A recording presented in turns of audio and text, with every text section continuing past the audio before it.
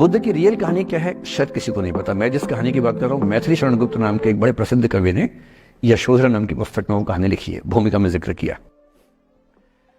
बुद्ध बचपन से ही थोड़े से वैरागी किस्म के व्यक्ति थे। उनकी कुंडली देख के एक ज्योतिषी ने बताया भी था। माता पिता बहुत परेशान थे। शुद्धोदन उनके पिता का नाम था। माता पिता ने बहुत कोशिश की कि इस बच्चे का मन विरक्त ना हो। अच्छा महल बनवाया, सारी सुविधाएं दी।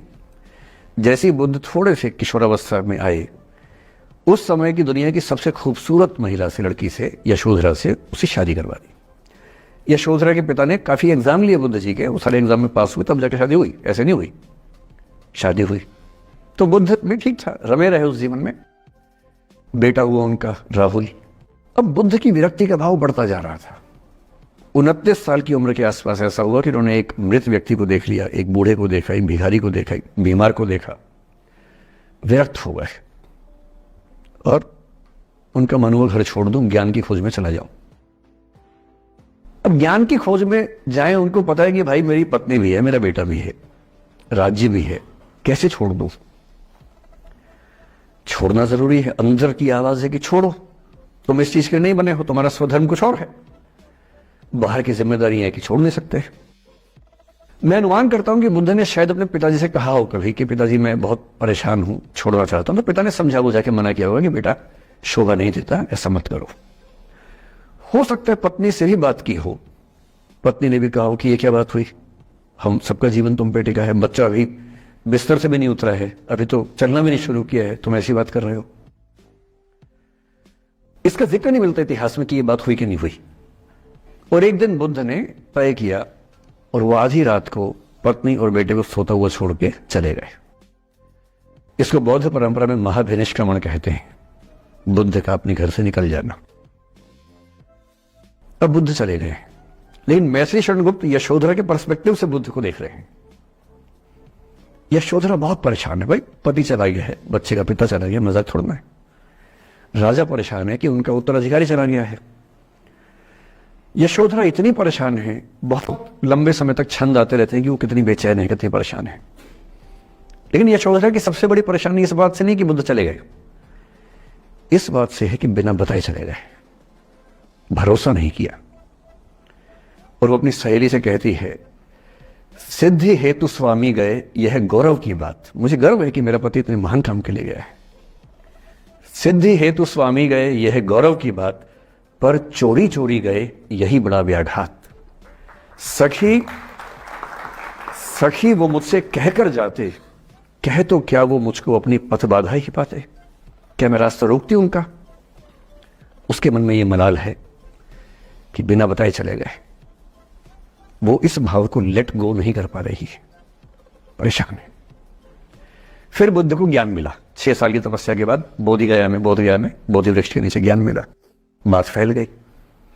जो 5 शिष्य बुद्ध को छोड़ के भाग गए थे उनके बुरे वक्त में, उन्हीं 5 को बुद्ध ने सबसे पहले ज्ञान दिया सारनाथ में, जिसको धर्म चक्रावर्तन कहते हैं। बुद्ध की ख्याति बढ़ने लगी। शुद्धोदन ने बुद्ध के पास, अपने बेटे के पास कई लोगों को भेजा ये कहने के लिए कि भाई यहां भी तो आओ, हमसे भी तो मिलो।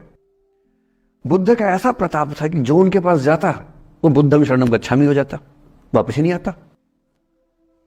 तो फिर शुद्धोदन ने बुद्ध के बचपन के एक दोस्त को ये कह के भेजा, भैया मैं जानता हूं तुम वापस नहीं आओगे, पर प्रभावित होने से पहले बोल देना कि पापा याद कर रहे थे। तो वो गया, उससे वायदा निभाया, हो तो गया, बुद्ध के संग में दीक्षित हो गया, पर वायदा निभा दिया। तो बुद्ध ने कहा जरूर जाऊंगा, पिताजी की आज्ञा तो जाऊंगा ही जाऊंगा। बुद्ध पहुंचे अपने कपिल वस्तु, जो अपना इलाका था, वहां पहुंचे। पूरे कपिल वस्तु में, नेपाल सिद्धार्थ नगर से नेपाल जाएंगे तो नेपाल बॉर्डर पे कपिल वस्तु है। मैं देखने गया था वो जगह जहां बुद्ध पैदा हुए थे, बड़ा सुंदर स्थान है, आप भी जाकर देखेंगे अभी। तो बुद्ध पहुंचे रात को, एक धर्मशाला में रुके। अब वहां हल्ला मच गया कि राजा का बेटा धर्मशाला में।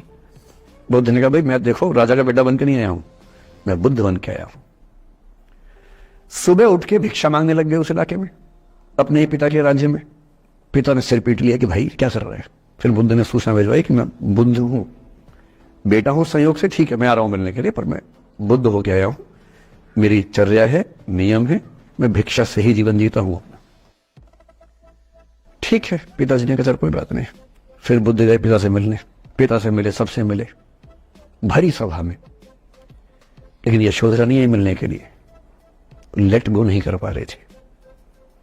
उसके मन में दर्द था, छुप के क्यों गया, बता के जाता।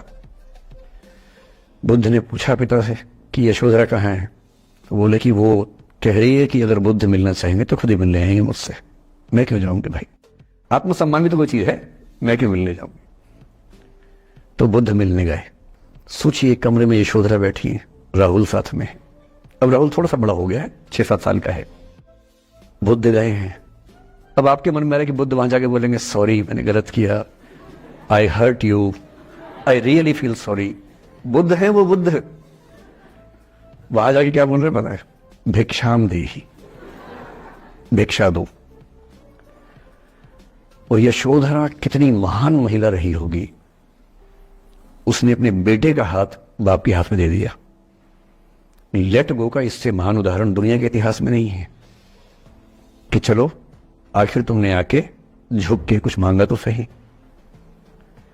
उसकी जितनी ईगो थी, अहंकार था, सब विगलित हो गया। और जो औरत परेशान थी कि मुझसे बिना बताया गया, उसने अपने बेटे को दे दिया कि इसको लेके जाओ, क्योंकि मैं जानती हूं कि तुम महान काम कर रहे हो, और तुम महान काम कर रहे हो तो मैं क्यों बीच में आऊंगी भाई। मेरा पति महान काम कर रहा है तो मुझे खुशी होनी चाहिए, और तुम्हारी उस खुशी में मैं क्यों पीछे हटूं। बस मुझे भरोसे में लेके जाते तो और खुश होती।